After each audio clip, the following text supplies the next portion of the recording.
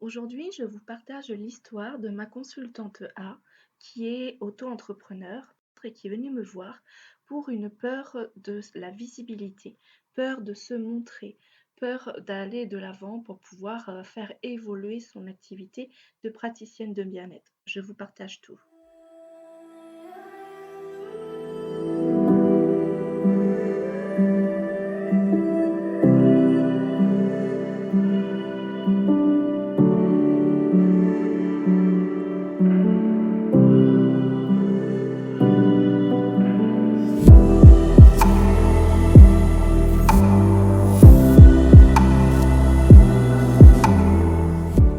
Bonjour, je suis Emmanuelle Waro et je suis harmonithérapeute. J'accompagne les multifacettes d'une femme, c'est-à-dire la femme amoureuse ou la femme mère, la femme intuitive ou la femme entrepreneur, à venir travailler sur ces barrières existentielles qui se jouent généralement avec les mémoires émotionnelles inconscientes, à venir les libérer pour permettre une réalisation de soi, permettre d'avancer sur son chemin, permettre un magnifique accomplissement et atteindre ses objectifs de vie.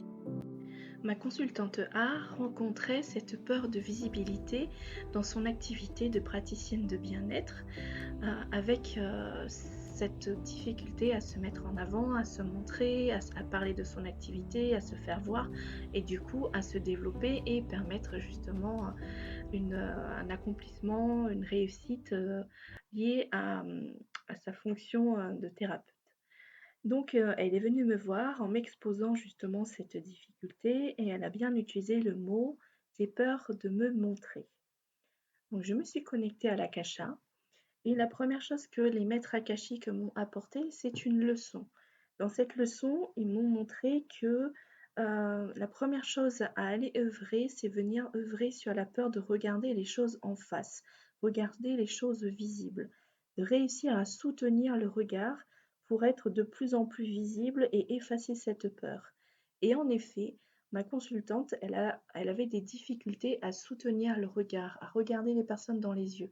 À chaque fois qu'on parlait avec elle, il y avait son regard qui se détournait. Elle n'arrivait pas à expliquer pourquoi. Ce n'était pas non plus un inconfort, mais c'était présent. Et donc la leçon est partie de là. Et ensuite, donc j'ai demandé quelle est la mémoire qui se joue. Est-ce qu'il y a une mémoire justement qui se joue, qui bloque et qui est à l'origine vraiment de tout cela? Et du coup là, j'ai eu, en vision, j'ai vraiment eu l'image d'une femme qui était sur une place publique, qui était attachée à un rondin avec les mains derrière le rondin et tout le monde était en train de la regarder, la dévisager et elle, elle n'arrivait pas à soutenir le regard face à ce public parce qu'elle avait cette honte qui était à l'intérieur d'elle. Je n'ai pas eu toute l'histoire, mais que cette mémoire-là a permis de pouvoir venir, libérer, ce qui avait besoin d'être libéré. Donc, la femme était bien attachée avec le rondin et on forçait cette femme à regarder le public et elle n'arrivait pas à soutenir le regard et il y avait vraiment cette honte qui ressortait et cette mémoire, du coup, impactait aujourd'hui, ma consultante A. Donc, on est venu réaliser les différentes étapes du processus de guérison avec cette vision également d'agir à l'intérieur d'elle-même à partir de son espace de souveraineté et d'actionner à l'intérieur d'elle ce processus de guérison. Donc, elle est venue réaliser les différentes étapes, donc déjà qui est de prendre conscience de cette mémoire et d'actionner les différents rituels pour permettre d'ouvrir cet espace de guérison à l'intérieur d'elle. Et ensuite, elle est venue réaliser la méditation de libération qui lui permettait de libérer cette mémoire et le recouvrement d'âme qui lui permettait de retrouver ce fragment d'âme, toutes les capacités, les dons, les bénéfices et les qualités essentielles qui y sont rattachées. Et au rendez-vous bilan, j'ai noté que ma consultante A pouvait soutenir à présent le regard et qu'on pouvait avoir une conversation face à face, le regard dans le regard de l'autre.